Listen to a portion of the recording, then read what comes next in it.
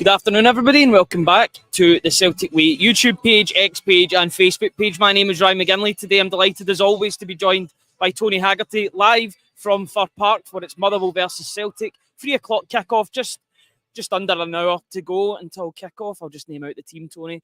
Kasper Schmeichel in goals. It's a back four of Alex Bailly, Liam Scales, Austin Trusty, and Alistair Johnson, who's the captain for today.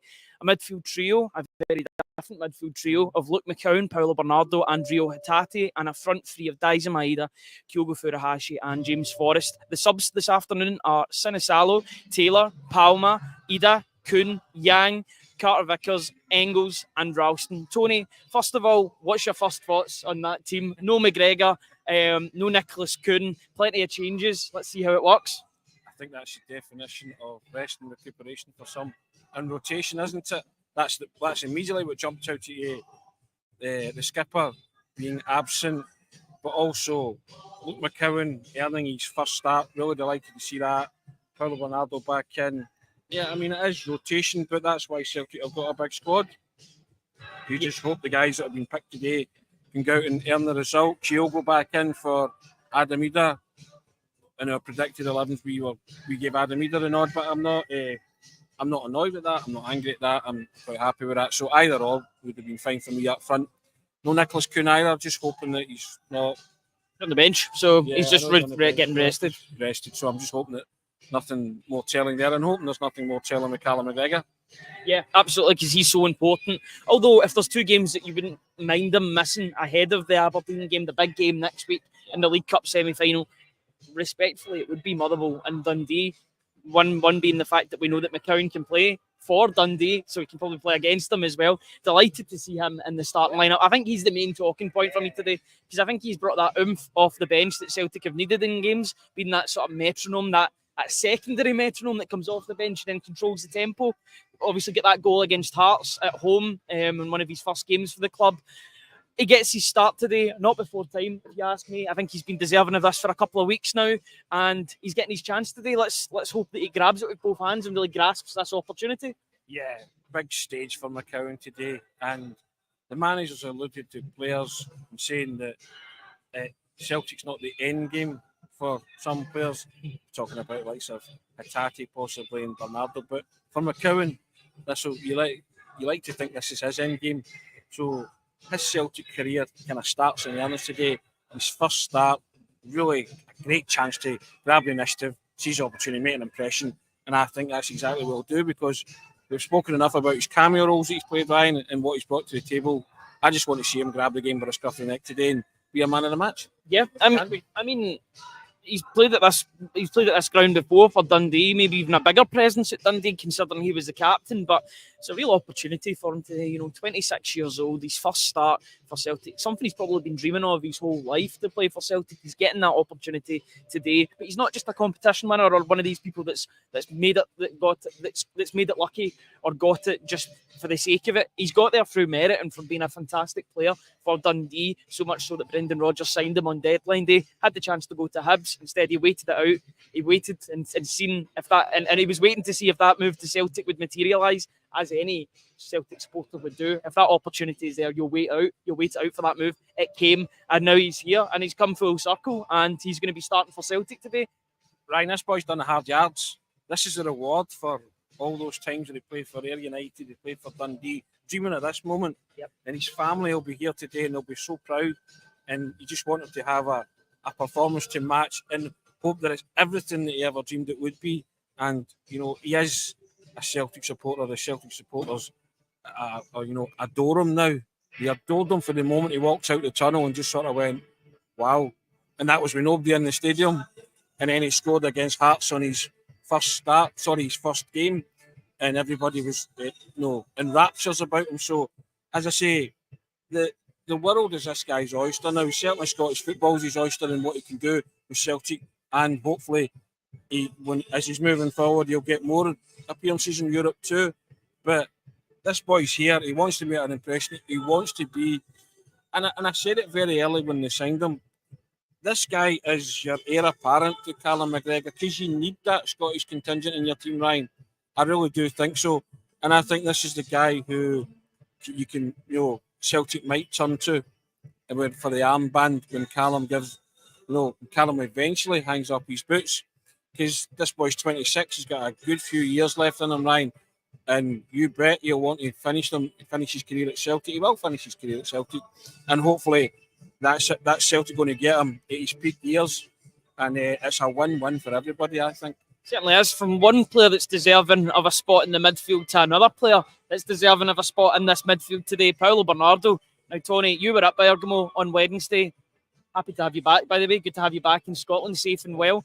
Paulo Bernardo, for those 20-25 minutes that he was on the park, talk about making an impact, but not just on the ball, off of it, mature, trying to intercept the ball, making things happen. 22 years old, Tony, but this guy's got a very, very bright future, and he's well worthy of his start this afternoon. Would you agree with my sentiments? Boy's a footballer. Keep saying it. Came from one of the most prestigious football academies in Europe, and hell-bent and proving he's a footballer. And also, it shows you why the manager held out to get him. People were saying, Celtic were standing still by recruiting. Like, sorry, what? You're not standing still when you're buying a footballer. You know what I mean? You're enhancing your squad. And I think it's only taken a few weeks for people to realise Paulo Bernardo's brought so much to the table, and he will only get better. And he is relishing the challenge of fighting for a regular spot. He's not shut from it. And he's shown you what he's all about, Ryan.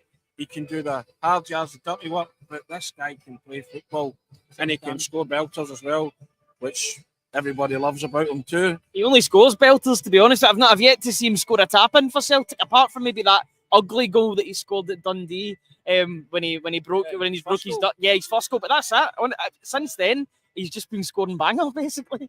Yeah, and he's a Brendan Rodgers type player. Brendan Rodgers has got the claws in him, and he's now moulding him and making him as malleable as he can and into the shape that Brendan Rodgers wants him to play in this Celtic team. And he's clearly listened, because it's functioning, and it's functioning well. And he was excellent when he came on against. We spoke about it on Wednesday night. Celtic got stronger in the last 20 minutes because of the arrival of McCowan and Bernardo, right? And we spoke about a wee bit more, bravery. Should have sneaked that. But that's your progression, your development, your learning. The next time that happens in Europe, hopefully Celtic can eke out that 1-0 win. Yeah. And the manager alluded to that on Friday as well.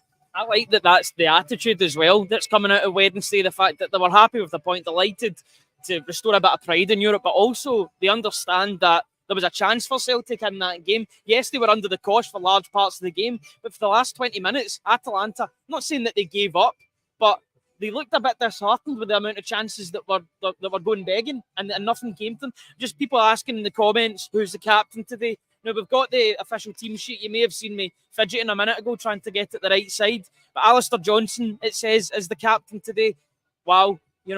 For me, in my opinion, if he stays longer, I mean, you never know. He could leave the club in a couple of years to move down south or whatever. But if he stays long term, he is the heir apparent for me as the captain. I think he's the mouthpiece in the team. He gets it despite being from a different country. He's got that sort of Scottish mentality despite being Canadian. He just gets it. I'm delighted to see him be the captain today, and I'm sure he'll do a great job in that huddle. I'm sure he'll lead by example. Of course he will. Everybody, he's taken to Celtic move like a proverbial duck to water, hasn't he, Alistair Johnson? And you cannot speak highly enough of him, and that's your worry about him having longevity in his Celtic career. But yeah, I guess if Callum McGregor hangs up his boots and Alistair Johnson's still here, then it would seem a kind of natural choice. But I still think McCowan will be in that mix as well for that too.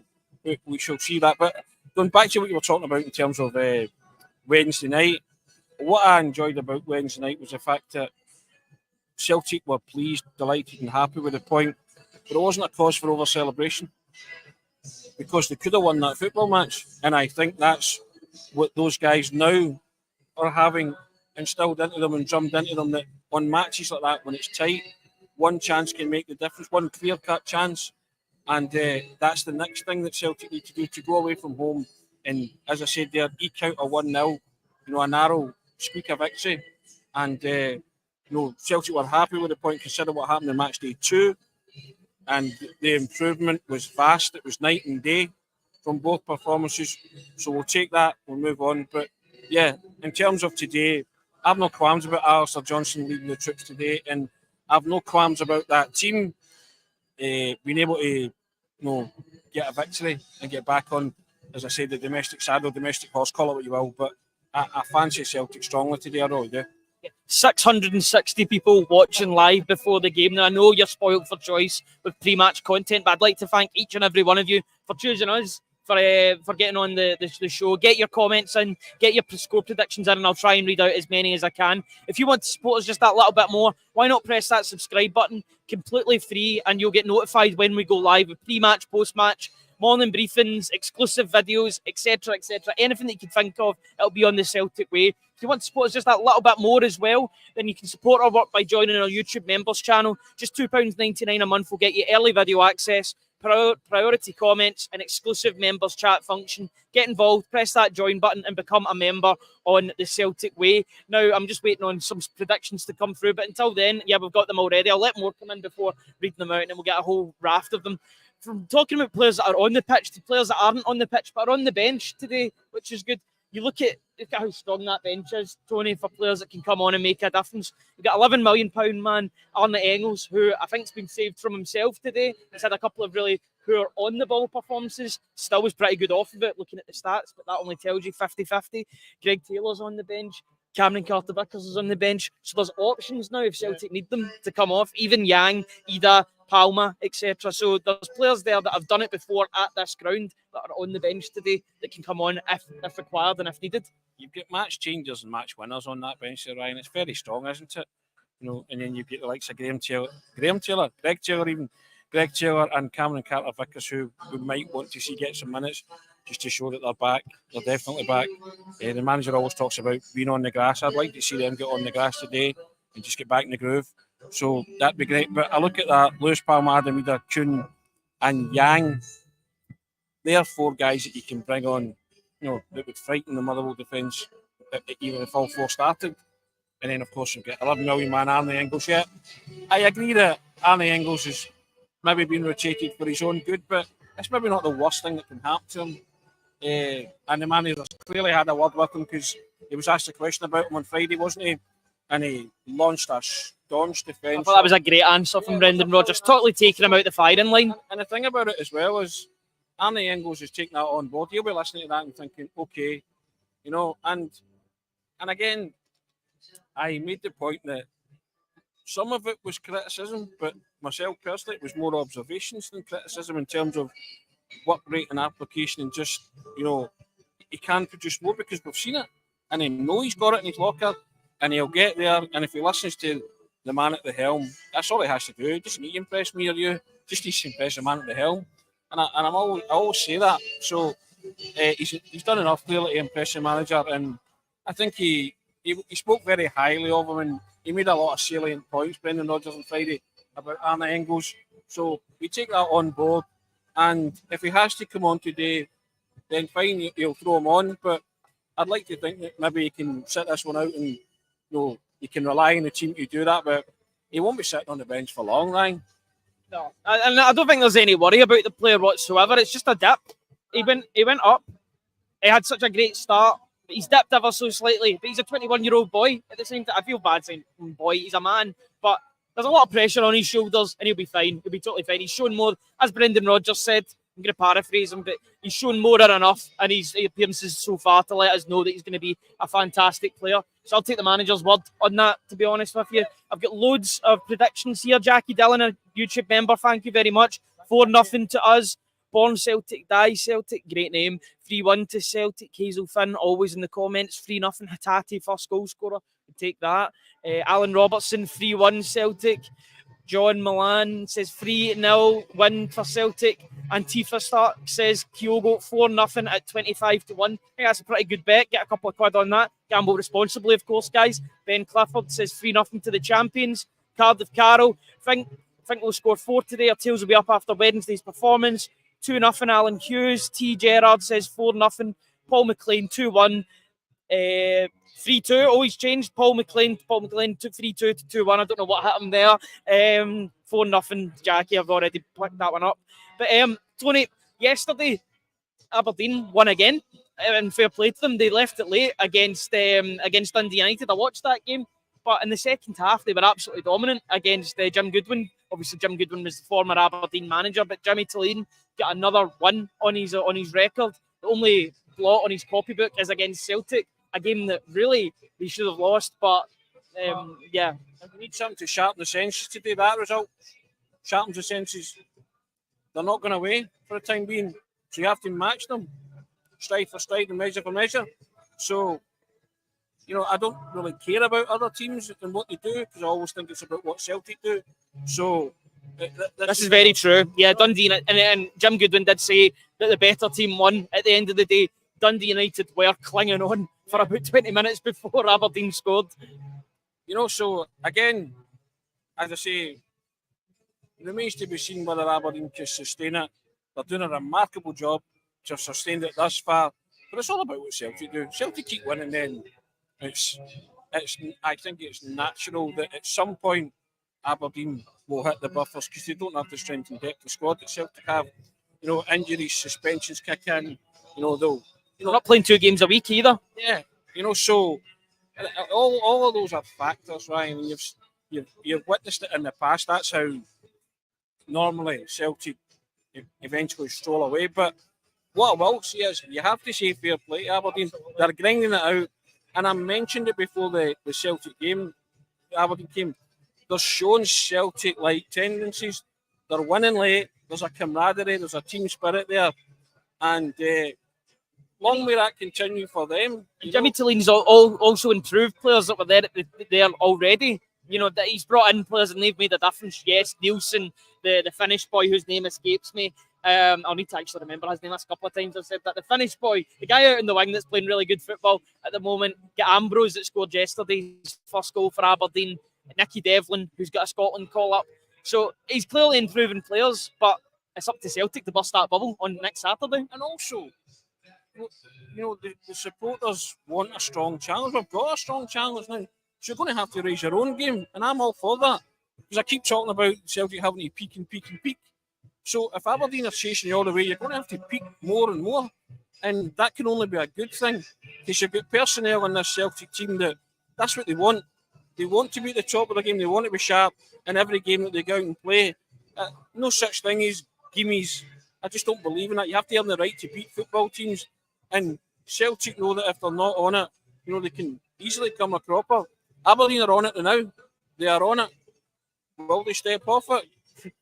Don't know. It's not imminent, is it? We did see it with Hearts. I think 6-7 years ago, I remember they went on a run till about November. They actually finished six, I think, in the league. Yeah. They lost 5 or 6 games in a row and they totally hit the skids, which can happen if you don't have the squad depth. But for right now, Aberdeen are 3 points clear. It's up to Celtic to close that gap and make it level and go joint top.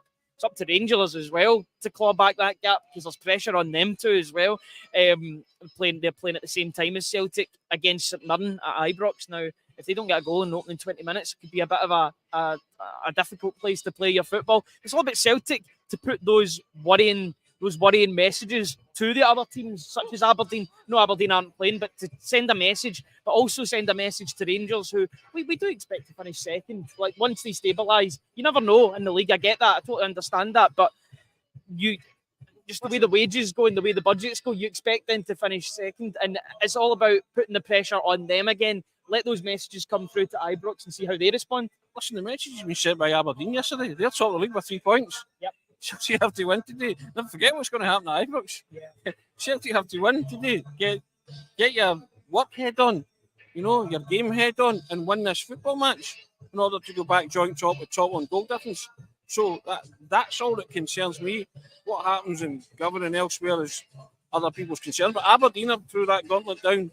First chance they've had to apply scoreboard pressure, and they've done it right. Did it? Yeah, they did it. And they might have did it late, but they did it. So no matter how you do it. Yeah. Shows you they're not going away for the time being.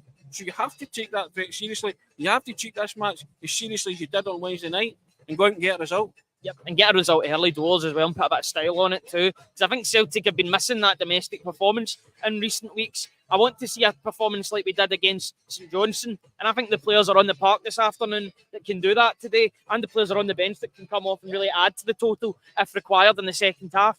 What else do you want to talk about, Tony? Because, I mean, we get James Forrest that's starting today, a veteran of the game. It feels weird always calling James Forrest a veteran. I've been used to him being young James Forrest throughout his career. One of the oldest players. He's the second oldest player in the lineup, apart from the goalkeeper and Casper Schmeichel.